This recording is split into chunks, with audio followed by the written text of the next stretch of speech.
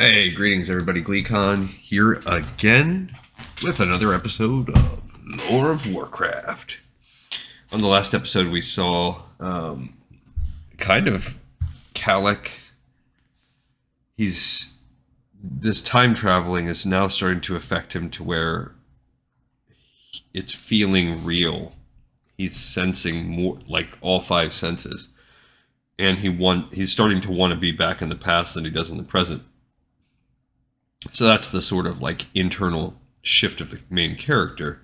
In the actual story, we saw his Malygos's rival devoured by Galakrond, and things setting up for a potential catastrophe for the proto-dragons. So let's stay a while and listen to chapter 3 of part 3 of Dawn of the Aspects. It's called The Afflicted. Let's find out.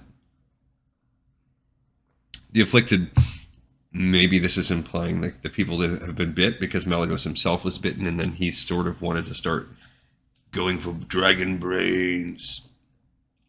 Okay. Jaina Proudmoore reappeared in her chambers, her exhaustion having more to do with Kalik than with her magical efforts. She knew that he was hiding much from her, and while she appreciated his obvious worry for her, she also resented it. Kalik was a blue dragon, and yes, that meant that he understood aspects of the magical arts in a way that even she did not, but Jaina also considered herself more than capable of facing most such situations and using human adaptability to ferret out solutions that perhaps a dragon might not think about. She summoned a chair to her. Taking a minute to gather her thoughts, the Archmage relived her visit to the Nexus. With those thoughts came guilt of her own. She had held back some of the truth from Kalik, too. Jaina had not arrived just before he had noticed her. In fact, she was the one he had almost discovered. That's kind of what I thought.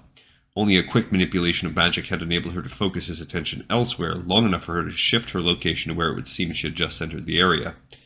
And even that might not have been necessary if Jaina had not been concerned that Kalik would realize just how long she had been there.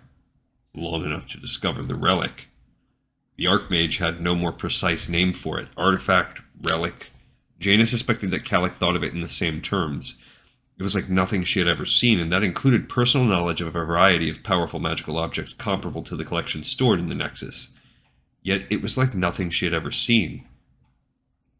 If it was not entirely a mystery to her. She did identify one significant factor, so perhaps possibly something that even Kalik might not recognize. She had come across such spellwork in the past. Only twice, and of a much lesser degree, but she had definitely seen its likes before. It was a spellwork older than dragons, spellwork that bespoke of a unique knowledge lost to magi of her time, spellwork that Jaina, at least, believed had ties to the legendary Keepers, or even the Titans themselves.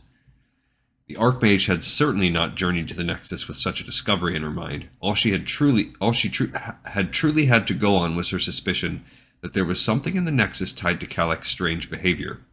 It had been her intention to speak with him, and find an excuse while doing so, to use her power surreptitiously to seek anything amiss. Jaina believed that she could do this without even Kalik sensing it.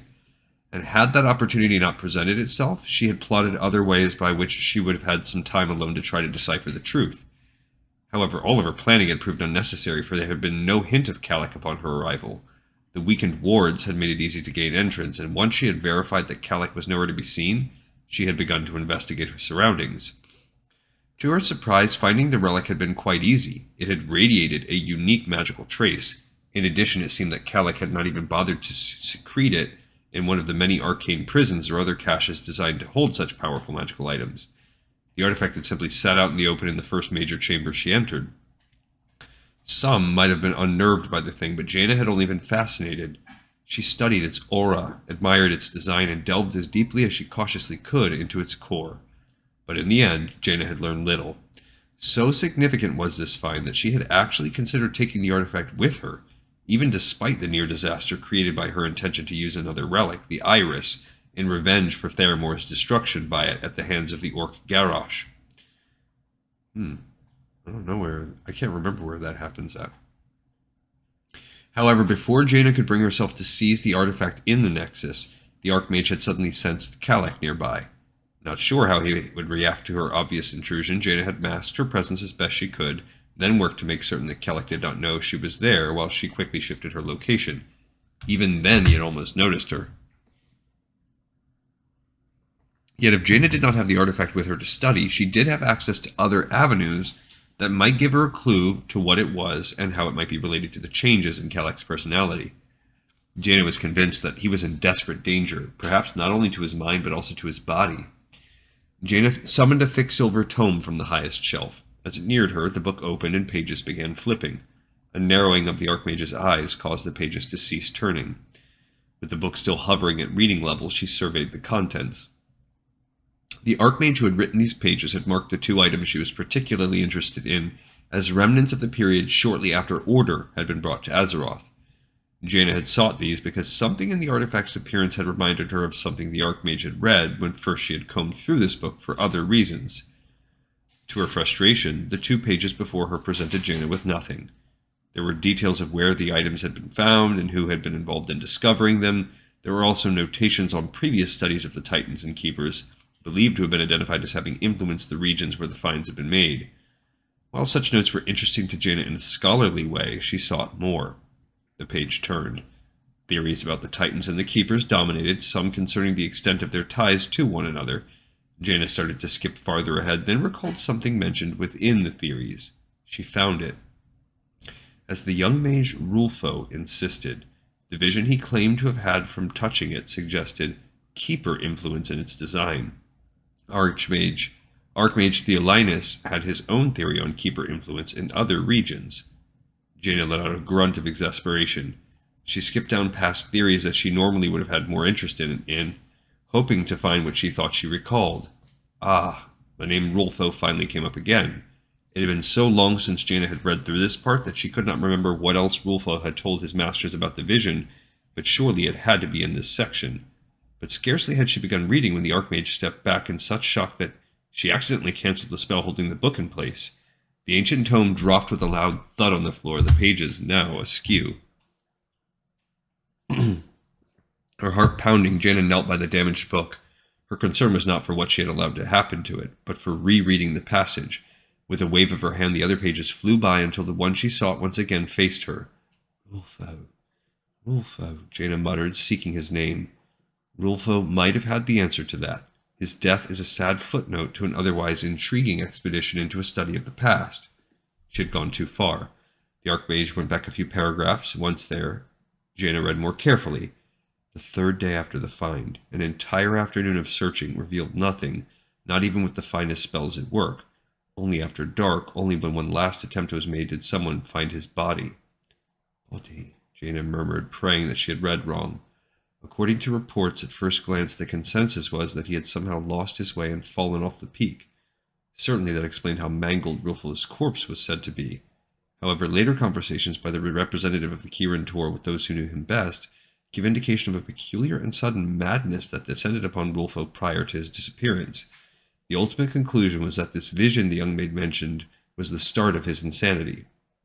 It ended there, the next paragraph continuing on with matters Jaina found for the moment tedious. Still certain that she had read more than this previously, she desperately searched the succeeding pages, but to no avail. She returned to the ones she had read and studied them closely, but quickly verified that she had missed nothing, and yet, somewhere she had read more. The Archmage cast her eyes upon the many tomes, scrolls, journals, and other writings before her. Within one of them, the details she hunted for surely existed. She just had to recall which one, or keep looking until she found what she sought. But staring at the imposing collection, the Archmage wondered if after she managed to locate the information, it would already be too late for Kalak. The artifact was bound to the Nexus's wards, as if it had been so set since the latter were first cast. Kalak doubted that Malygos could have weaved the accursed thing's power into the array with such mastery.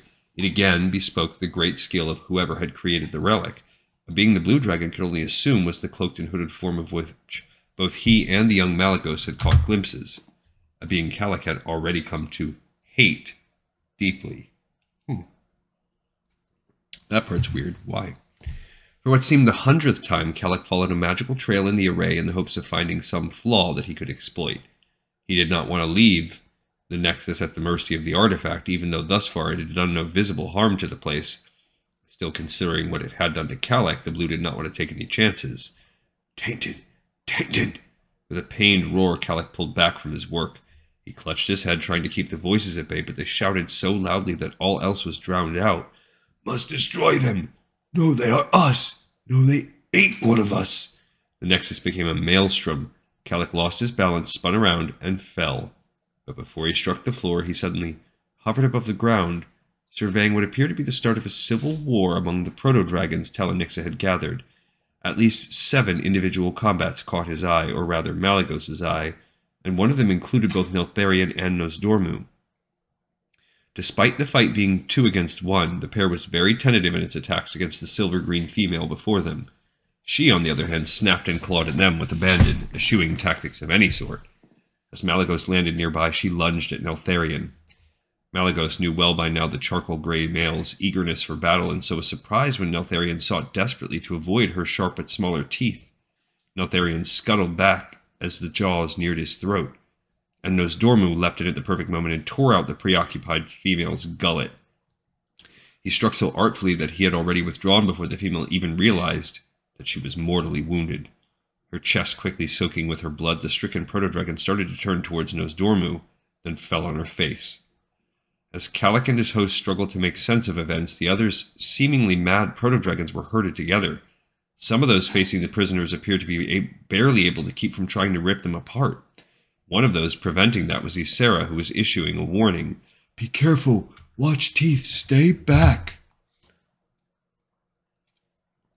Beyond the scene, Talanixa watched with an unreadable expression. Calic wanted Malygos to keep an eye on her, but his host was more interested in what Ysera was attempting to do. The more the tableau unfolded, there's that word again, the more it appeared that Alexstrasza's sister was every bit as concerned for the afflicted as she was for those surrounding them. While both Malygos and Calic could appreciate that she was trying to prevent further bloodshed among proto-dragons, when the true threat was clearly Galakrond, the blue dragon and his host were in agreement that this could not end well. The surrounded band snapped at their captors and seemed not to recognize those whom Malygos knew they should. Malygos noticed something about each of the captured proto-dragons. Every one of those whom the icy blue male could see sported bite wounds from some previous but still recent fight. Bite wounds. Malygos started to glance down at his paw, only to be interrupted by Alexstrasza. The fire-orange female looked relieved to see him. "You lived. We thought you dead." "Almost. Koros. He is dead." Before he could relay to her the full tale and its import, Alexstrasza looked back at where her sister still worked to keep the two groups from converging on each other. "She does not understand. They must die. Even I know that." That drew Malygos' attention from the need to tell his story. "Must die? Why?" The bites of the not living, they make a hunger. They make these want to eat one another. They make them like Galakrond." Her words shook both Calic and his host. Malygos could not keep from shivering as he remembered his struggles after being bitten. He looked past Alexstrasza to the maddened proto-dragons, recalling his own growing bloodlust and how he had barely kept from doing just as these apparently desired. Alexstrasza mistook his reaction for disgust at what the captives had turned into. She hissed, "Ysera thinks of our clutch brother. She thinks him out there still." This further dismayed Malygos. "Would be not living." "Clutch brother long dead," Alexstrasza reminded him. "Long dead when Malygos finds him." That should have reassured him, but so many things had happened that even a clever proto-dragon such as Malygos considered himself had doubts. True, other old corpses had remained dead, at least the last time Malygos had seen them. Now the icy blue male wondered whether those corpses would still be there if he went to find them again. And then his thoughts returned to just how these other proto-dragons had been changed. They had all been bitten. They had all succumbed to the monstrous hunger that Malygos had fought more than once. Calic sensed his host considering fleeing before someone recognized the wound and added him to the mad. Still, Malygos held his ground and watched as the tableau played out. 4 times in 2 chapters now, if not more. Talanixa finally acted, shoving past smaller proto-dragons to face Ysera and the Afflicted. Despite their growing madness, the imprisoned proto-dragons remained cowed by the powerful female. "Kill them!" "No, must help them," Ysera insisted, staring defiantly. "Kill them or they bite us." As she spoke, Talanixa pressed Alexstrasza's sister back, forcing her closer to the mad. "They bite you." Whether a bite from one of the Afflicted would affect a proto-dragon the way a bite from the undead did was a question Calic doubted any there knew the answer to yet, but Talanixa's words stirred fear in several of those in attendance. Even Alexstrasza's sister looked uncertain. Without warning, one of the afflicted hissed and started toward Ysera. Before Alexstrasza could go to her sister's aid, Ysera, her uncertainty vanishing, turned her steady gaze on her would-be attacker. The madness faded somewhat. The other proto-dragon let his head drop low, then shuffled back. To Kalik he seemed ashamed that he had tried to harm the smaller female. Ysera again faced Telenixa. "Must help them." "No time! We must fight Galakrond!" the larger female declared. She looked to those watching the argument. "We fight, yes!" As they had before, the majority of the other proto-dragons hissed their agreement. Even in the face of such a lack of support, Ysera pressed. "These are us! These are us!" The gathering quieted. Alexstrasza's sister moved toward the crowd, beseeching. "These are us! We help them! We help us!" Though some of those listening looked at one another in thought. Telenix's eyes narrowed more. "Yes," she hissed quietly, suddenly very agreeable. "Yes, we help them." Telenixa eyed the afflicted. "But must keep them safe. Must keep us safe. Help them when we can." She turned and studied the west. "Must keep them safe, yes. Come, bring them." Clearly confident that she would be obeyed, Telenixa took flight. Several of the proto-dragons surrounding the afflicted looked warily at Ysera. Alexstrasza's sister stared at them with defiance, then glanced at the captured figures. "Come," she murmured soothingly. "Come." Slowly, Ysera rose into the air. As she did, she gestured with her head after Telenixa. The surrounded proto-dragons reluctantly followed Ysera. They were flanked by Telenix's ardent supporters. The rest of the assembled proto-dragons looked more than willing to stay behind, but to Kalik's surprise, his host suddenly leapt after Ysera. Even Alexstrasza was not so swift. Out of the corner of Malygos's eye, Kalik saw Neltharion and Nosdormu follow suit. The scene abruptly shifted, but Kalik sensed that only a short time had passed. Now Telenixa led the band toward a narrow valley. "There!" she roared, indicating with a dip of her wing another pass. Telenixa descended. As the proto-dragons landed, the large female strode toward what initially looked simply like a rock wall. However, as they followed Telenixa, around a narrow crevice revealed itself. At first, Kalik thought it was the entrance to the cave from the one disturbing vision. However, almost immediately, too many details gave indication that it was otherwise. Still, Kalik could not help feeling that he knew the reason Telenixa had brought them to this place. "Why here?" Ysera asked with a hint of suspicion. "These ones you defend. They go in here and wait." The pale yellow female peered at the narrow entrance, her suspicion growing. "In there?" "All, or we must slay." The finality of her tone brooked no argument. With reluctance, Ysera at last nodded. "They stay here," Telenixa commanded. She indicated some of those guarding the afflicted. "Four here they guard. Entrance narrow. Four enough." It was clear to Kalik and his host that Telenixa would have gladly had the afflicted slaughtered there and then, and Ysera obviously also saw that. She finally acquiesced, then led those she had championed toward the narrow entrance. One by one, the trusting proto-dragons entered the cave. Some had to struggle to get inside, so restrictive was the entrance. Ysera had to keep calming both those waiting to enter and those already inside. The last finally entered. Ysera backed away in order to let the guards take their places. But as the first began to move, Telenixa rumbled. "Wait," Ysera hissed. Malygos and Neltharion started toward Telenixa, only to have some of the golden female's most ardent followers block their path. Telenixa exhaled. Lightning shot from her maw. 3 bright silver bolts struck the rock face above the entrance. As that happened, a calm Telenixa fluttered back a few short yards. The entire rock face collapsed, spilling over the cave. Ysera leapt toward the avalanche, but before she could sacrifice herself in a vain attempt to save those within, Malygos lunged for her. To his surprise, Nosdormu reached her first, seizing one of her wings with his jaws and carefully but firmly pulling her back just before she would have been crushed to a pulp. Despite there being no doubt regarding Nosdormu's or Malygos' intentions, Ysera snapped at both of them. Her rage undiminished, she whirled on Telenixa. 4 other proto-dragons blocked her path. 2 opened their mouths, but Telenixa's hiss rose above the confrontation, stilling their attack. "It is done," she proclaimed, her massive wings stretched to enhance her size and thus her dominance.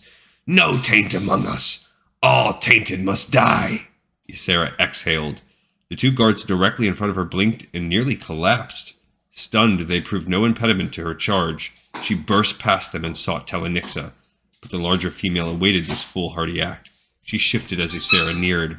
Her long, powerful tail struck her much smaller adversary across the head with a loud crack.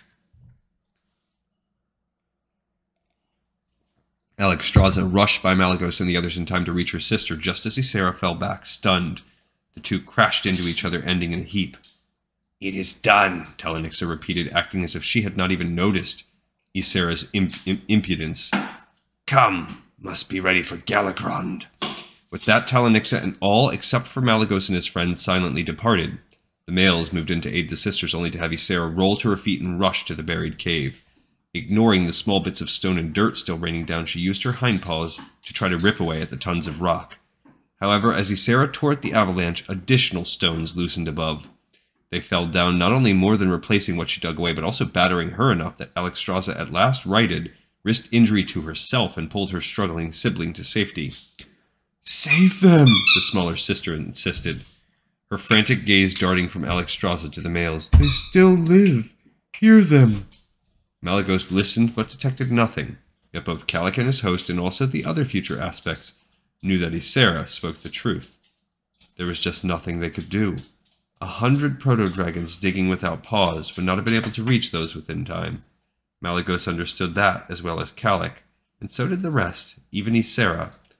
Still, despite her awareness of the futility of what she attempted, Ysera again rushed to the fall and tried digging. She kicked away rock after rock, only to have more fill the momentary gaps. The others finally shoved in front of Ysera and forced her away. She continued to stare at the buried entrance, and at one point, though through Malygos' ears, Kalik heard her say, gasping, "Tralad." After several tense moments, Alexstrasza's sister stilled.